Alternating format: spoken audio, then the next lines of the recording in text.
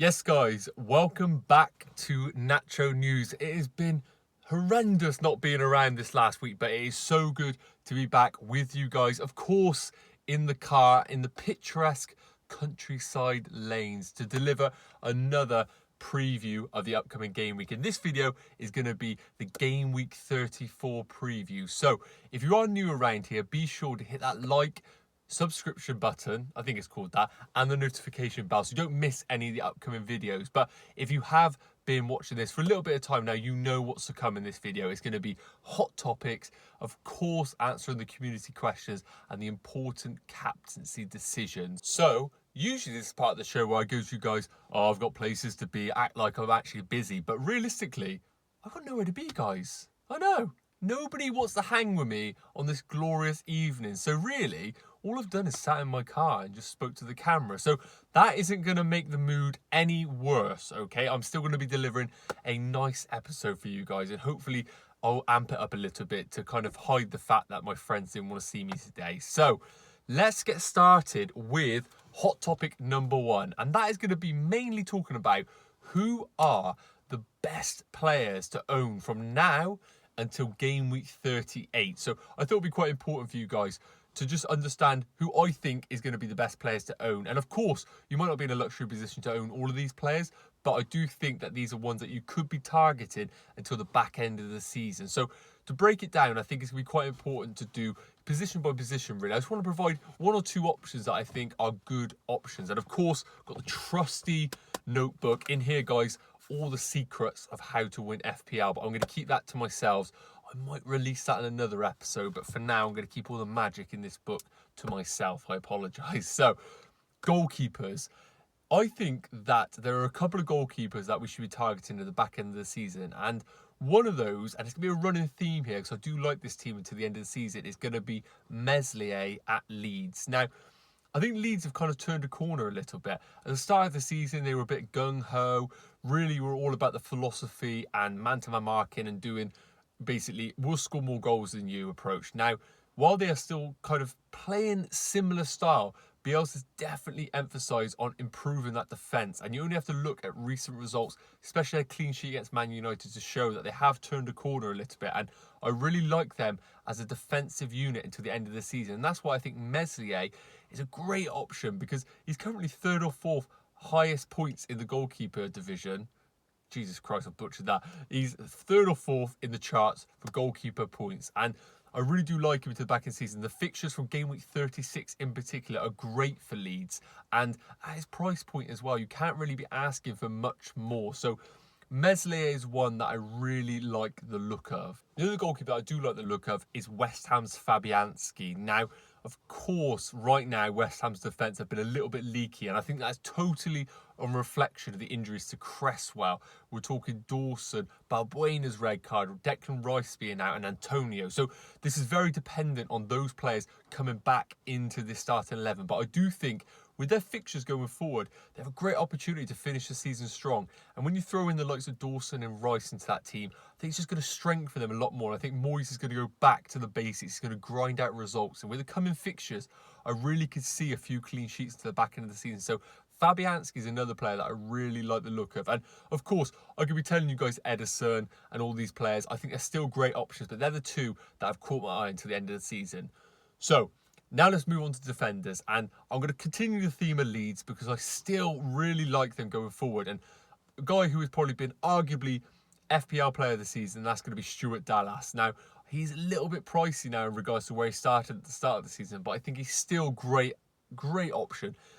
Attacking potential still there. Now, of course, he does rotate in positions, sometimes in midfield, sometimes in defence, but I still think he's a great option in either position that he plays because he does get forward. And I've already touched on the Leeds potential defensively. I think there is now, whereas before it was attacking potential, I think he's now got the clean sheet potential coupled with the attacking potential. So Dallas, you haven't missed the boat. I still think is a great option going forward. Now, another one, and it seems a bit obvious, but it's going to be Trent Alexander-Arnold. Now, obviously, it's one of those situations where they conceded against Newcastle where we were a minute away from saying another brilliant haul from Alexander-Arnold, but that late goal from Joe Willock has kind of ruled that out completely. So I don't like to look at those certain instances as one, really. I like to think about it as they were a minute away from keeping a clean sheet, and we would be looking at this as a great haul. So I still think Trent is an excellent asset. He was averaging 10 points per game prior to that, and with Liverpool's fixtures at the end of the season, I could see him doing really well. So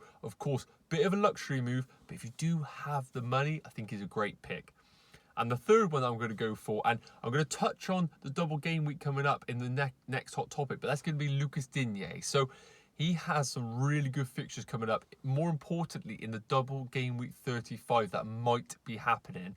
Again, I'll come on to that in a minute. But Digne, Everton's defence, yes, is a little bit hit and miss, and I think FPL Prince will back me up on that. But I think with the upcoming fixtures, his attacking potential and Everton in general is going to do well for him. So again, a bit pricier, but I like Digne for the coming fixtures for sure. Right, we all want to move on to midfielders and forwards, don't we? Let's skip goalkeepers and defenders, because the real points are made in the midfielders and forwards, of course. So I'm going to finish this up here with a Leeds triple up. I'm going to get it done, out of the way, and it's going to be my boy, Rafinha. So Rafinha's been a bit of a superstar since he's come to this Leeds side. Now, I wouldn't say his FPL returns have necessarily been absolutely groundbreaking, but all you have to do is watch his games to realise what a baller he actually is. So I think Rafinha, obviously injured right now, I do think he's going to be back for game week 34, but if not, game week 35 for sure. And I really do think Leeds, as I mentioned, from game week 36 to the end of the season, he could do real damage in those fixtures. And at his price point, brilliant option to bring in. So he is a nice one in terms of FPL perspective and price. The second one is going to be Salah. I think importantly with Salah, you might love him or hate him, greedy or not.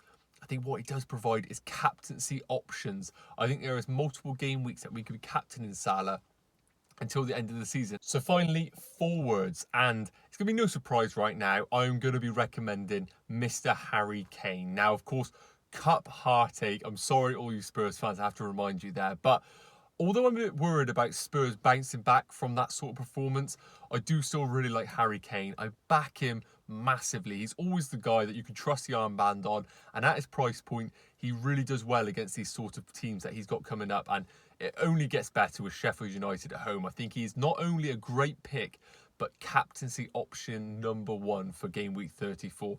And to the end of the season, he is a solid pick. And we know his game time is going to be absolutely locked, excluding injuries, of course. So Harry Kane is definitely one that you guys should all be getting into the end of the season. And the second one is going to be, and I touched on this with Digne, is going to be Calvert-Lewin. Now, he really hasn't hit the heights that he had previously at the start of the season, but they have a double game week 35 coming up, which we think, and they play in the potential blank game week 36 at home to Sheffield United. Now, I know that Calvert-Lewin hasn't been finding the form of early in the season, but his underlying stats are still really, really good. His XG is still there, which suggests to me that he's getting into the right positions. And I think to the back end of the season, when they have a fully fit squad, I see him doing really well and finding that form until the end of the season. So Calvert-Lewin is going to be my cheeky second forward into the team.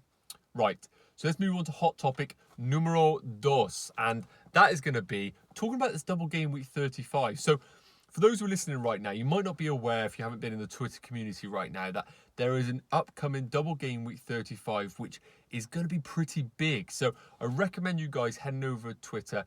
Ben Crellin, Spreadsheet King, provides all of the upcoming fixtures and kind of puts probabilities on how they're going to happen. And he has a real strong feeling that the upcoming fixtures are going to be heavy in game week 35. So which teams have a double game week? So they're going to be Villa, Palace, Everton, Southampton, Arsenal, Chelsea, Leicester, Man United. Apologies, I know that's a lot of teams to remember there, but what is important is that some teams in this selection then blank in game week 36, and that's where the importance is right now. So Arsenal, Chelsea, Leicester and Man United will double in game week 35 once confirmed, but then will blank in game week 36, and that's the importance. We need to make sure we don't double down on these teams that double in game week 35 to then have a squad that doesn't even play in game week 36. So that's really important now, guys. But as I mentioned, the first four teams there are almost the teams that we really need to pay attention to, because they provide you the double in 35 and play in 36. And Everton, I would argue, is going to be the best of those teams. They have an excellent double game week 35, and then Sheffield United at home in game week 36. So I think you should be targeting Everton assets for sure. Southampton is one that I'm a bit iffy about. I like Danny Ings, but his recent injury just suggests and shows that he is such an injury-prone player. And when you have a double game week like this, you want a player that is definitely going to play both games, and I can't guarantee that with him. Villa is another one that I'm interested in. I really like Watkins, and again, I don't know if you guys know this, but he's played 90 minutes in every game in the league. Absolutely outrageous stat, and that's another reason why we should be considering Watkins, because although he isn't necessarily getting the returns, he plays 90, and that's the most important thing. It just means his FPL ceiling is a lot higher than those single game week players. So I would recommend people considering Watkins for sure, especially with this double game week. Defensively, I don't like Villa recently defensively. They only kept 1 clean sheet in their last 8. Their stats have fallen off a cliff a little bit, and I really do think that it's going to be an emphasis on the attacking assets like Watkins. Of course, if Grealish comes back in, happy days, but I do think Watkins is the pick from Villa. Palace, of course, Zaha's the one, but otherwise I wouldn't be touching them. So really, the big boys that we mentioned, Arsenal, guys, Arsenal. I'm not even going to bother talking about Arsenal. I really don't think there's any assets I'll be considering there at all. Chelsea, Europa League semi-final, bloody hell. I'm a Chelsea fan, I just call it the Europa League. Jesus. Champions League semi-final, of course, up the boys against Real Madrid. But then they have Arsenal and Man City in the potential double. I really don't think these are good fixtures for Chelsea. And I think a lot of emphasis is going on the Champions League. So I wouldn't be focusing on Chelsea. Leicester, Nacho, the man, the myth. He's absolutely on fire, and I don't think you've missed the boat on him. They've got Newcastle in the double game week. I still think there's returns to come, so I like Nacho. Defensively, I would still probably be hesitant. I don't think I would be jumping on them because after the double game week, they've got tricky fixtures. Man United, again, similar problem to Chelsea. They have the Europa League, and that's correct one, Europa League to deal with. Top 4 secure, arguably, so they're probably going to be focusing all their attention on the Europa League, so their assets could be prone to rotation. So that's a bit of lowdown on double game week 35. We'll be sure to be putting out a video completely dedicated to it when it's completely confirmed. And more importantly, boys, I've been getting down on the notes.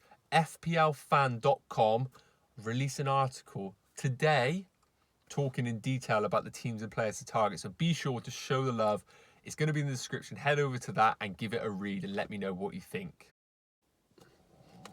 Right, guys, do you like that transition? I'm trying to, upgrade the transitions a little bit because I'm so bad with graphics. But anyway, captaincy. I'm going to keep this short, guys. I think the hot topics was a big section. I don't think this needs to be long.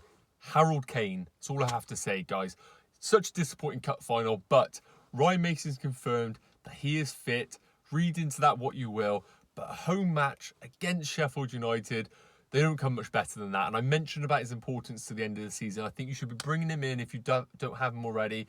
And Sheffield United at home don't come much better. So Harry Kane is our #1 pick for captaincy. Now, outside of this, I love Kevin De Bruyne away at Crystal Palace. But my only issue there is how they're going to rotate with the Champions League semi-final against PSG. Now, if you are braver than I, and you have Kevin De Bruyne, I think he's a great captaincy. But you've got to be wary of those minutes. So I do think that Harry Kane is the #1 pick. Of course, Kevin De Bruyne is great, but just be wary of those minutes.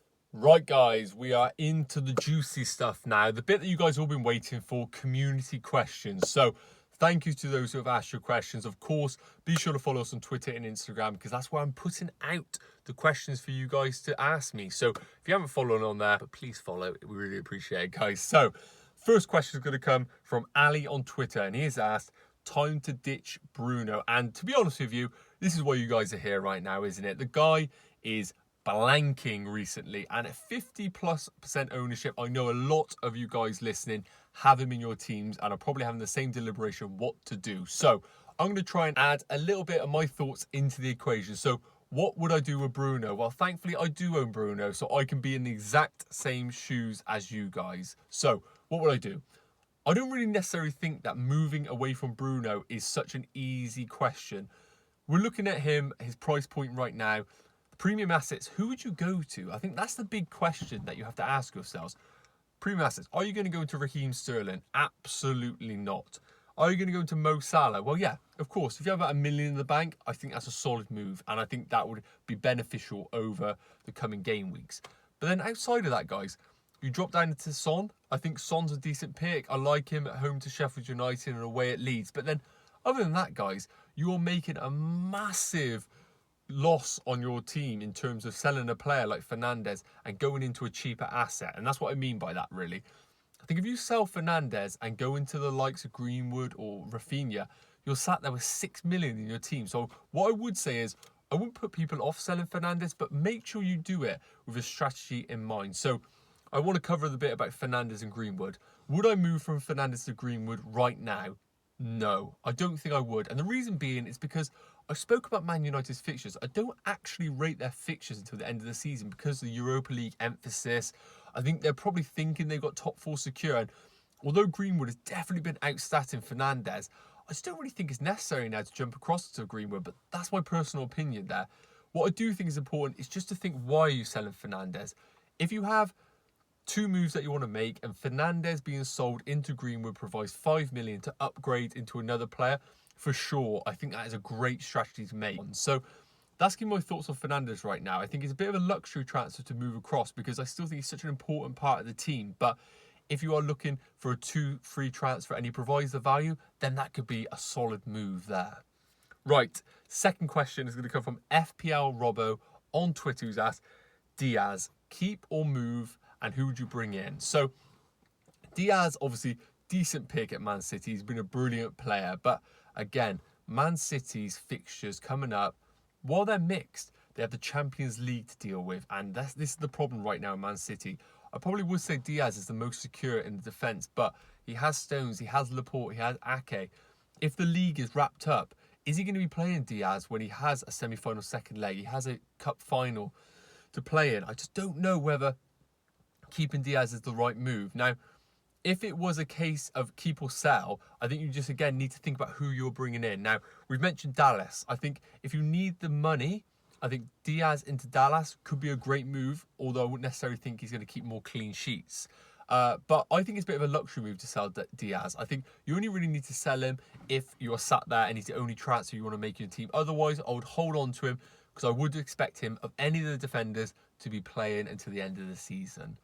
So guys, that is going to be the questions covered. I think we've covered the majority of the hot topics and questions that you guys want answering. So I think that is going to wrap up the episode, guys. Apologies if it's a long one, but there was a lot to talk about in this one. So as usual, guys, I hope you enjoyed it. I enjoy doing these sort of things, and I really appreciate if you guys could like, subscribe, and hit that notification bell so you don't miss any of the upcoming videos. Now, unfortunately, Mr. FPL Prince isn't going to be attending the live stream this week. However, you can guarantee that FPL Nacho, trusty FPL Nacho, will be there to save the day. So it is going to be all about you guys asking me questions in the live chat so I can try and get to the nitty gritty and help you sort your teams out. And hopefully I can provide a little bit of value. So be sure to check that out on Thursday evening. And of course, check out FPLfan.com for the double game week 35 guide. And of course, the important FPL fan favourites, which delivered again,